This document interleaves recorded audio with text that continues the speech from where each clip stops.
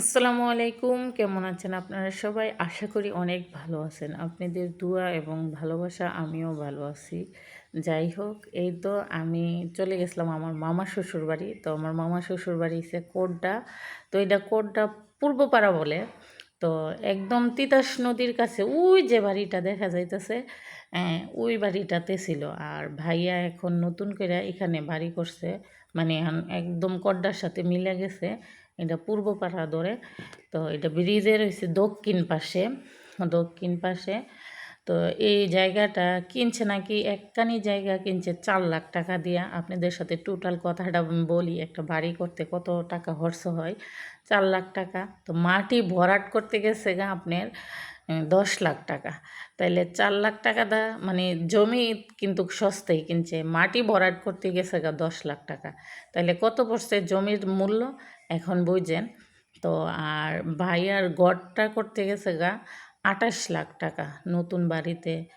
মনে করেন লেবার আনা নেওয়া অনেক খরচ হয়ে মানে টালি টিন বলে নাকি, গুলা টিন দিয়ে উপরে টিন দিয়ে করছে, 28 লাখ টাকা লাগছে। তো আমার কাছে অনেক ভালো লাগছে। ভাইয়া কিন্তু আবার কেবিনে টং দোকান আছে কেবিনটা, শালম বাইরে সবাই চিনবেন সচরাচর। তো আমি অল্প একটু, তো ওই সময় ভাবি বাড়িতে ছিল না, আমি গেছি আছরের পরে আমার মেয়েকে রেখে। তো আরেকদিন গেলে আমার মেয়ে ছেলে গিয়ে অনেক ভালো লাগছে। তো এই রাস্তাটা আবার বৈশলের এই দিকটা গেছে, তো ছেলে কইতেছে এই এই পরিবেশটা অনেক আমার কাছে ভালো লাগছে, কাকার বাড়িতে থাকলে শান্তি লাগবে। ছেলেও একদম নিরবলি পরিবেশ ভালো পায়। আর গ্রামের এই যে এই পরিবেশটা আসলে অন্যরকম। তো ভাইয়া কিন্তু আইপিএসও নিছে গা, তো তার জন্য ভাইয়ার বেশি একটা, এখন যেহেতু আইপিএস সৌরবিদ্যুৎ আছে, তাইলে মনে করেন আপনি শহরের মতন পাশাপাশি কারেন্টের পাশাপাশি যদি এগুলা রাখেন, তাইলে আপনি মনে করবেন শহরের মতনই হাতের নাগালেই সব কিছু পাওয়া যায়, অনলাইনে সব কিছুই আনা যায়।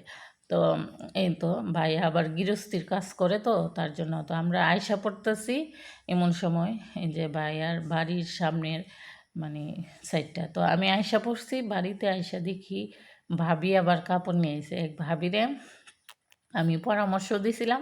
দেওয়ার পরে ভাবি আবার মনে করেন ব্যবসা করে, ব্যবসার পাশাপাশি আমি কইছি আপনি তো ব্যবসা করেন, ভাইয়া যেহেতু ঢাকা থাকে, তো নারায়ণগঞ্জে, ভাইয়া আবার নারায়ণগঞ্জের কাছাকাছি থাকে, তো ভাইয়া তো নারায়ণগঞ্জে, আবার ভাবি হেরা সবাই নারায়ণগঞ্জে আসা যাওয়া আছে, তাহলে নারায়ণগঞ্জে যেহেতু আসা যাওয়া করেন, আপনারা ভান্টি বাজার থেকে কাপড় আনেন, কাপড় তুললে দেখেন অনেক চলবো।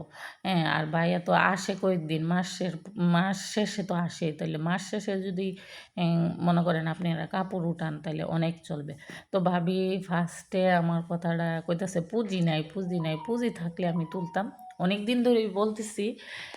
তারপরে কইতাছে আচ্ছা ভাবি আপনার পরামর্শটা আমি কানে নিমু, তা উঠাই আপনার কাছে নিয়ে আসবো। আমি কিছু ঠিক আছে, আমার কাছেই নিয়ে আসেন। আমি যেহেতু পরামর্শ দিছি, আমি আগে আপনারে করে দিব।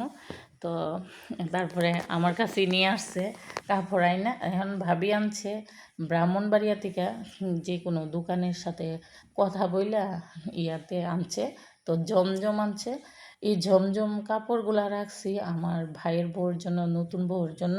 আমার বোনে আমাকে একটা দায়িত্ব দিয়ে দিছে, ওই দিন বোনের বাসায় গেছি, পরে নতুন বউরে তো কাপড় দিতে হয়, বড় ননদ হিসাবে। ননদ যেখানে যায় একটা গিফট পাই নতুন বউয়ে। হ্যাঁ, তো নতুন বউর গিফট অনেক বড় বড়, মনে করেন জর্জেট পাইছে, সবখানে যায় জর্জেট এর মধ্যে পড়ে। তো আমি বলতেছি আপু সুতি কাপড় দিয়ে দিই, এত দামি বেশি একটা গর্জিয়াস কাপড় দিব না, যাতে পরতে পারে এক জায়গায় গেলে। তার জন্য আমি দেখাইতেছি, এই যে দেখেন ভাবি আনছে। পরে আমি একটা লইছি মিষ্টি কালার, আর একটা এখন নিয়েছি আকাশি কালার, এই দুইটা কাপড় নিয়েছি। তো আমার কাপড়গুলো কীরকম হয়েছে অবশ্যই বলবেন।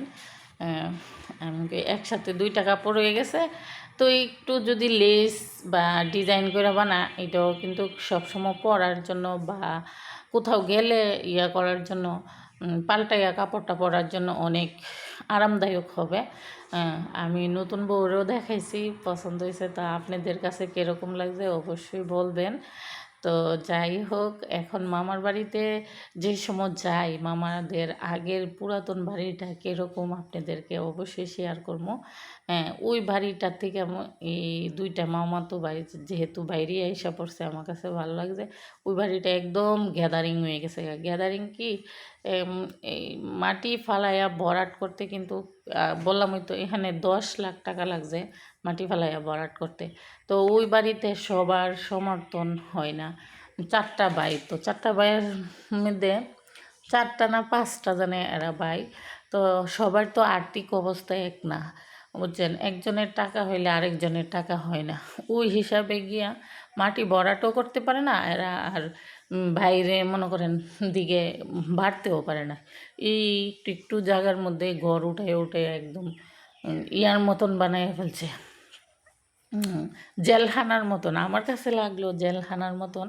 তো এরকম লাগছে, তার জন্য মনে করেন ওইখান থেকে আসার পরে আমি দেখি ভাইয়ারে বলতেছি, আপনি যে বাড়িটা করছেন অনেক শান্তি। আমার ছেলেও কইতাছে, কাকা ওইখান থেকে বাইরে আইসা পড়ছেন, বুদ্ধিমানের কাজ করছেন। এখন আপনার বাড়িতে খোলামেলা যে ওই আসে বলবেন না, এখানে বেড়াইতে একটা আরাম লাগবে, খোলামেলা। সবাই তো আর গ্যাদারিং পছন্দ করে না। তো আস্তে আস্তে কিন্তু কীভাবে ভরাট হয়ে যাব।